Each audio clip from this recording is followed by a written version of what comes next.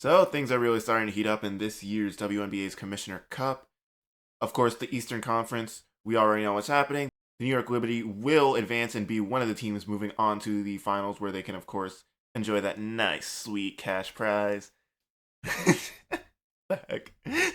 Meanwhile, as you can see here in the Western Conference, there are still three teams yet to be eliminated from Cup play: the Las Vegas Aces, the Minnesota Lynx, and the Dallas Wings. And according to Nekias Duncan, these are the scenarios for the Western Conference teams to make the finals. The Aces, they just need to beat Phoenix, or the Lynx need to lose. The Lynx need to win, and they need the Aces to lose. And then if they both lose, I don't freaking know. Chaos. I don't know. But the games they've been great. They've been exciting. And shout out to the Liberty because they've just been taking care of business. They had that little rocky start in the beginning. They lost 3 games in a row to the Valks, to the Wings, to the Fire. And then after that, they're streaking. They're on a 7-game winning streak. So they're living up to the championship expectations that themselves and I think everyone has for them. Certainly defensively, see them going to the zone at times, and that zone look has put teams in a loop, especially with Breanna Stewart having a really, really impressive defensive season. And I know that, the 3-point shot, it's for sure. We all know that now the 3-point shot for Breanna Stewart is kind of gone. But the defense has still remained at an absolutely elite level. She's going to be a shoo-in for her first team all defense, maybe more, who knows. But shout out to them. They've been figuring it out. And whether they've been healthy or missing some players, or players are still trying to get back to who they are trying to be, of course, Satou Sabally, Sabrina Ionescu. But the other players have also picked up the slack, like a Pauline Astier, like a Benigel Laney Hamilton on defense. And while they are not a perfect basketball team and have had some rough spots, they've been figuring it out. Offense and defense have been coming together.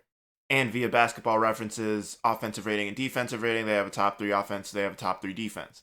So New York Liberty, like I said, things were like, oh, is the ceiling falling in New York after they had lost those 3 games in a row? But no, everything's fine. They're taking care of business. They will be in the Cup Finals, and they are awaiting who they will see in the Western Conference. And between the Aces, Lynx, and Wings, we've seen, especially in Cup play, that these teams are quite good, but but you also wonder about the opportunity and maybe missed opportunity for, in particular, a team like the Aces in today's game, where they were undefeated. They basically controlled their destiny after beating the Minnesota Lynx in an absolute banger where Olivia Miles was going band for band with the Aces, looking like she was maybe going to close the game out for them.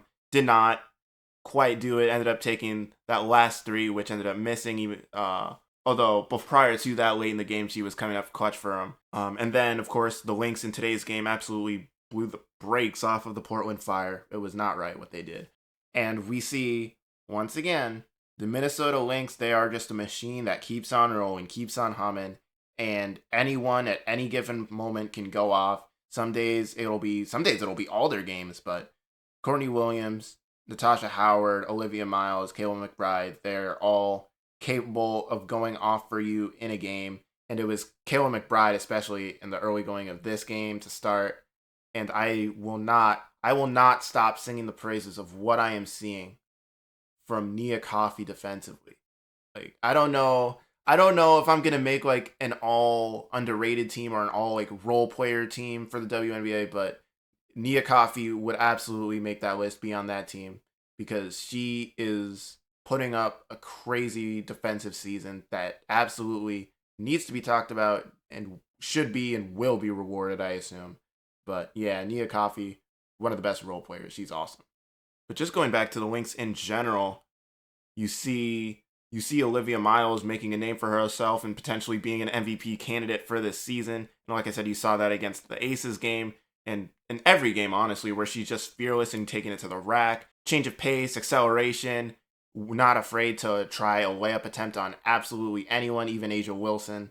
But the team, it's humming.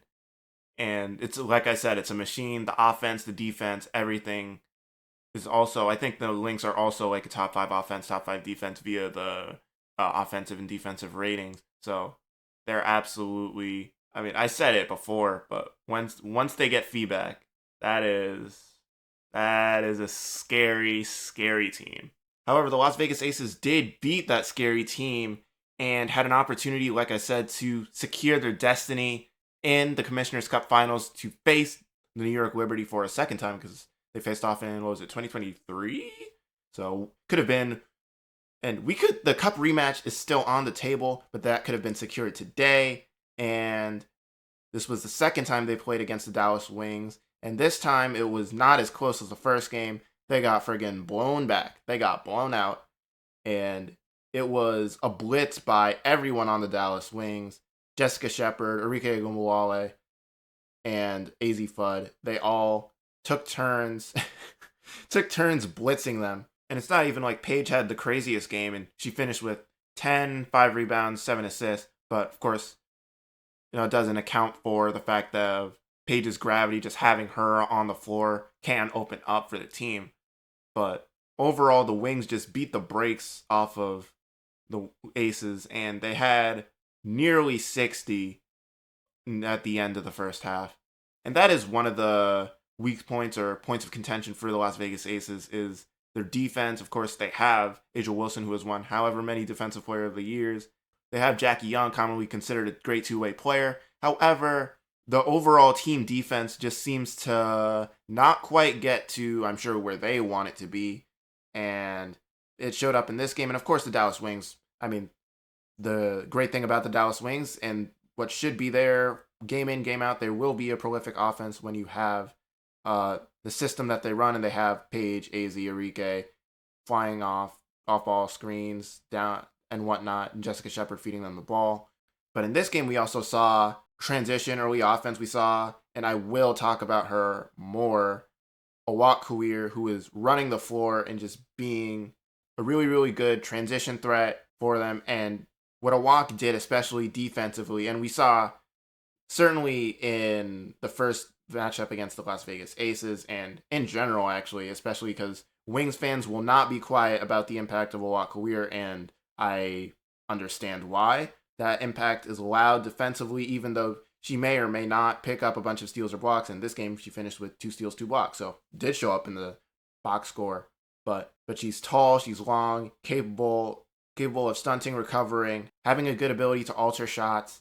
And we saw that length once again, potentially bothering A'ja Wilson, one of the best scorers in the association, the best player in the league. And once again, Awak Kuier putting together a really great performance defensively for them. And the impact may or may not be there on a stat sheet, game in and game out.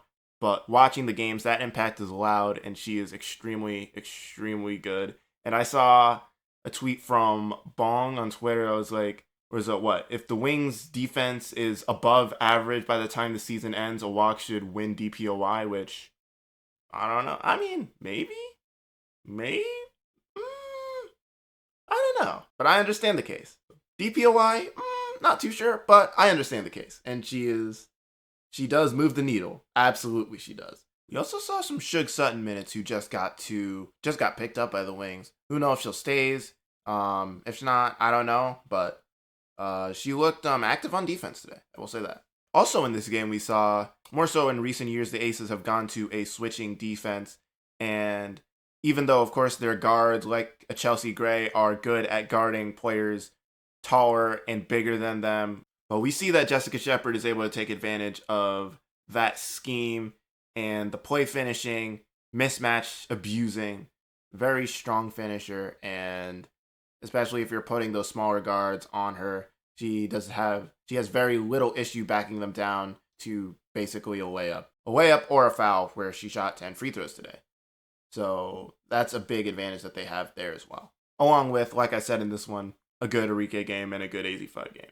But yeah, for the Commissioner's Cup final to decide who's gonna be that last spot to play the New York Liberty, it's really gonna come down to, can the Aces beat Phoenix? The rematch on opening day. And since then, Phoenix has slid, but maybe they'll wake up for a second matchup against them. And the Lynx going up against the Los Angeles Sparks, which I mean, Kelsey Plum actually. The Sparks did not have a great day at the office tonight versus the Valkyries, who we know the Valkyries have a defensive minded coach and some really, really good defensive personnel. So who knows about that? But Cheryl Reeve will probably have something cooked up for the Sparks. However, you never know. That is a prolific offense. Kelsey Plum, even though she did not have a great day at the office today, is still capable of exploding like she has for most of the first half of the season.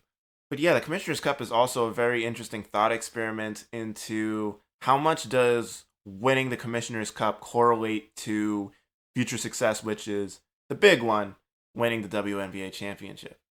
You see here in the history tab, we see the Las Vegas Aces. They are the, I guess, only team thus far to win the cup and the chip same season.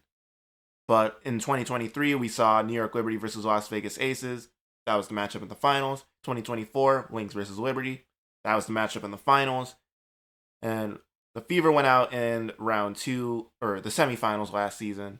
And then the Seattle Storm in 21, which I believe Stewie didn't play in the 21 playoffs, so they didn't maybe even get a fair shake in that year. But we see that teams that even make the cup are championship contenders, or at least certainly looking to do so. But yeah, we saw last year the Fever were like an overtime away from potentially being in the WNBA finals. And as said before, a bunch of those, or 2 of those, were the matchup that we saw in the finals. So, are the Liberty confirmed to be in the finals this year? I mean, it would be underwhelming if they didn't make the finals, actually. I'm like, whoa, are they in the finals? Wait a sec. This is the bar that everyone has for them this year. That makes sense. That does make sense. And then we see the Aces, the Lynx, or the Wings, but at least from what the Nekias laid out in the different scenarios, the Wings making it is probably the most unlikely because it relies on the Aces and the Lynx losing and then point differential stuff. So, other than that, now, as a fan, what's the matchup that I would want to see in this year's Cup Finals? So Liberty versus Aces or Lynx has already been done before. So should I root for Liberty versus Wings, which is a matchup that has also already happened in the season? I mean, I could root for it. I guess I should do more. Like, what's the point differential needed for the Wings to move on in the cup? But I wouldn't mind a Liberty Aces rematch. It's been a few years since then. The Lynx won't have Fee, so that the Lynx could still go crazy because the Lynx have made the cup finals in 24-25. If they made it this year, it would be 3 years in a row where they've at least made it to the cup championship. They're not necessarily shorthanded, but we know they're not fully healthy because they're also missing Dorka right now. I would be curious about a 2023 Liberty Aces rematch though. I think that is the matchup that has me most like, I wonder because so I mean, overall it's fine. I wouldn't mind whichever matchup, of course, but yeah, I don't mind whichever matchup we get. It doesn't matter to me. I'm just a fan. But yeah, I'm excited for how the rest of the cup will shape out. And, of course, in this household, or a wise man once said, in this household, we respect the cup.